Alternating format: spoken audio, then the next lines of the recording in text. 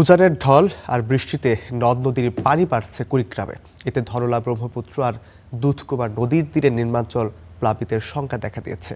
এ বিষয়ে আরও জানাতে আমাদের সহকর্মী যুক্ত হচ্ছেন সহকর্মী মোহাম্মদ জুবাইর যুক্ত হচ্ছেন আমাদের সঙ্গে। জুবাইর, শুভ সকাল আপনাকে। যেমনটি বলছিলাম যে নদ নদীর পানি বৃদ্ধির কারণে কিন্তু নিম্নাঞ্চল প্লাবিত হওয়ার শঙ্কা দেখা দিয়েছে। কি অবস্থা দেখছেন সেখানকার? সর্বশেষ আপনার কাছে কি তথ্য আছে?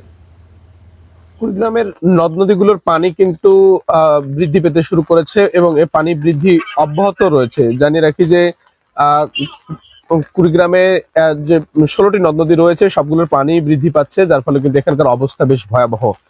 পানি বৃদ্ধি পাওয়ার আগে থেকে কিন্তু ভাঙন শুরু হয়েছে। আমরা গতকাল পানি উন্নয়ন বোর্ডের যে নির্বাহী প্রকৌশলী রয়েছেন জনাব রাকিবুল ইসলাম, ওনার সাথে কথা বলেছি। তিনি আমাদেরকে যেমনটি জানিয়েছেন যে এখন পর্যন্ত আসলে 22টি পয়েন্টে ভাঙন অব্যাহত রয়েছে, তবে ওনারা 6টি পয়েন্টে কাজ করছেন এবং বাংলাদেশ পানি উন্নয়ন বোর্ডের অনুমতির অপেক্ষায় বাকি পয়েন্টগুলোর কাজের কিন্তু অবস্থা এখন পর্যন্ত শুরু হয়নি। এছাড়া জানিয়েছেন যে সপ্তাহখানেকের মধ্যে ঠিকাদার তারা নিয়োগ করবেন এবং নিয়োগ হয়ে গেলেই কিন্তু যে জিও ব্যাগ ফেলার কার্যক্রম সেটি কিন্তু তারা শুরু করবেন।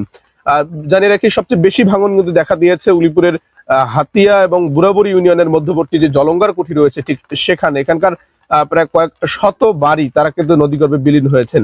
এছাড়াও জানিয়ে রাখি যে নাগেশ্বরী কুড়িগ্রাম সদর উপজেলার যে পোড়ারচর রয়েছে, উত্তর পোড়ারচর, দক্ষিণ পোড়ারচর, এগুলো কিন্তু এখন ভাঙা শুরু করেছে।